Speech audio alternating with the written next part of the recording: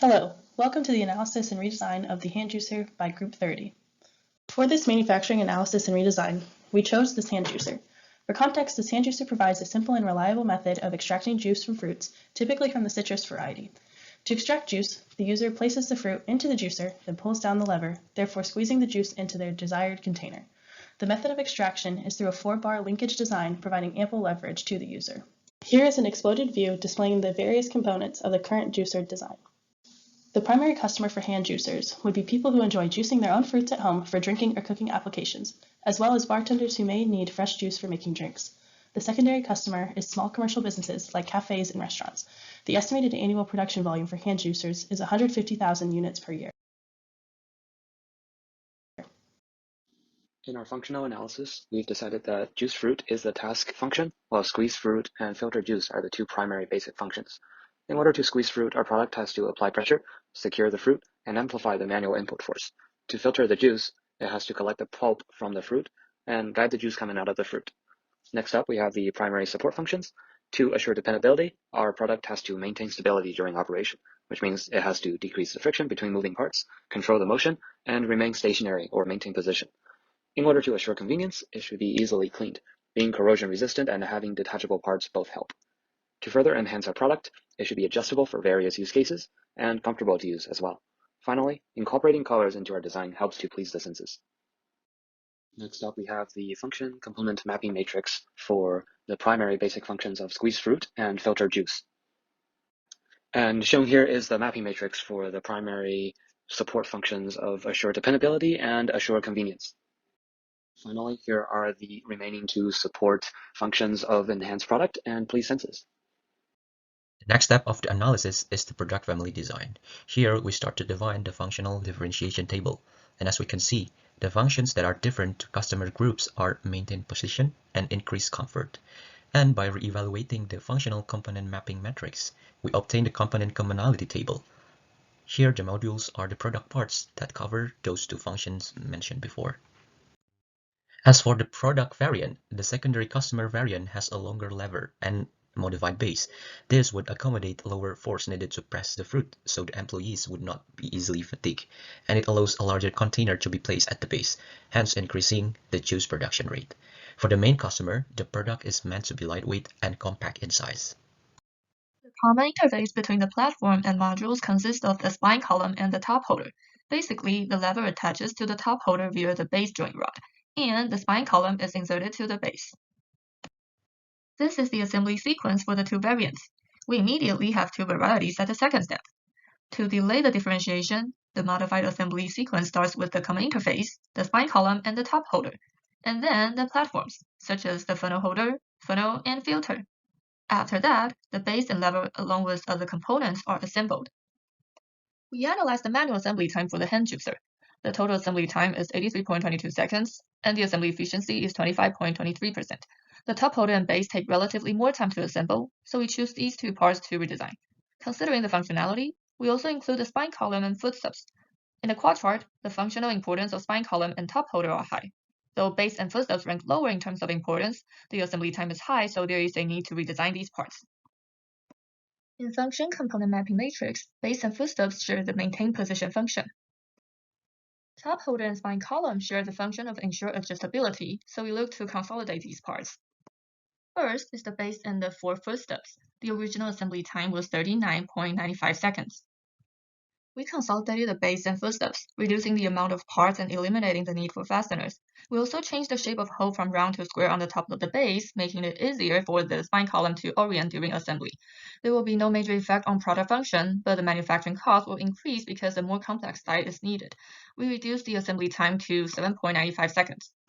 Next is the spine column and top holder. The original assembly time is 16.58 seconds.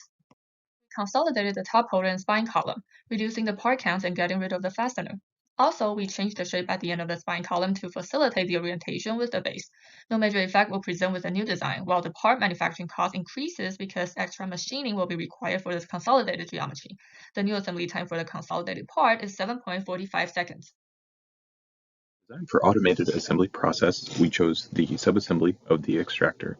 The functional component matrix was referenced and it shows that many functos are shared and there's a good opportunity for part consolidation in this subassembly. Slide shows the design before the automated assembly consolidation with the Z-axis rod, extractor, joint rod, and the extractor. And it's shown in the assembly here, and it has an automatic assembly cost of 26 cents. All three of these components were consolidated into a single die-cast part, eliminating the complexity for this subassembly. The part is symmetrical across the parting line, and features like draft angles were added for manufacturing and assembly of this component. This eliminates the assembly cost of the components, but it will likely have an impact on the manufacturing cost of this part due to a more expensive process. We are now looking at the process selection for the consolidated base, which consists of footstubs and the base. From the function component mapping matrix, we can observe that the main function of this part is to maintain the position of the whole assembly. Here are the critical dimensions of the consolidated base. The selected tolerance is the standard die casting tolerance for aluminum, which is in this case 0.25 millimeters. The critical dimensions are the footstubs locations and the hole mount location for the spine column. This will ensure the position is maintained and the ease of the mounting process. Based on the specification, we narrowed down the process candidates to die casting, investment casting, and machining, and our group chose the die casting as the selected process because of the high volume production and the part complexity. For the process selection for the consolidated top holder, which consists of top holder and spine column, we can observe that the associated function of these two parts is to ensure adjustability of the lever and the extractor position. For the critical dimensions, the selected tolerance is the standard 3-axis machining tolerance, which is 0.13 millimeters. The critical dimensions are the dimension and the location of hole for the lever and the base mount. This will ensure the motion of the lever can be controlled and adjusted, and the ease of the mounting process. Based on the specification, we narrowed down the process candidates to investment casting and machining. In the end, our group chose the machining as the selected process to manufacture the consolidated top holder. The selected process for the consolidated base is die casting. By performing the cost estimation for manufacturing, it was determined the material cost was $1.24, operator cost was 91 cents, and the mold cost of 23 cents. Therefore, the total cost per part before DfM was $2.38. Design guidelines utilized in the DfM redesign were keep uniform wall thickness, add draft angles, and avoid sharp corners. To achieve uniform wall thickness, a rectangle was cut from the middle section and a draft angle was added to that cut. To reduce sharp corners, fillets were added to corners. Here are CAD drawings of the redesigned consolidated base. The drawings show the critical dimension of the footstub placement as well as the hole mount location for the spine column. The product function and assembly cost have no impact from the redesign. After DfM, the material cost was $1.17, which is lower than before. The operator cost was 72 cents, which is also lower than before, and the mold cost was 23 cents, slightly higher than before DfM. Therefore, the total cost per part after DfM is $2.13. To simplify calculations for the consolidated top holder, we decided to start from a pre-cut carbon steel plate stock, and the total part machining cost was calculated to be $22.63. According to DfM Pro, cavities should not be intersected by holes. Also, non-uniform draft angles should be avoided. Finally, top edge fillets should also be avoided. As shown in the slides, all changes recommended by DfM Pro are addressed in the new design. As recommended by Guideline 3, we also used standard hole dimensions in the new design.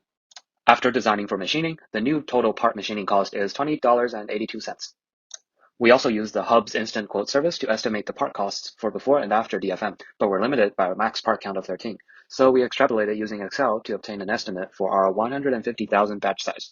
The trend discrepancies could be due to the lack of data points at higher part counts, among other factors. Our product service system consists of two kinds of juicer.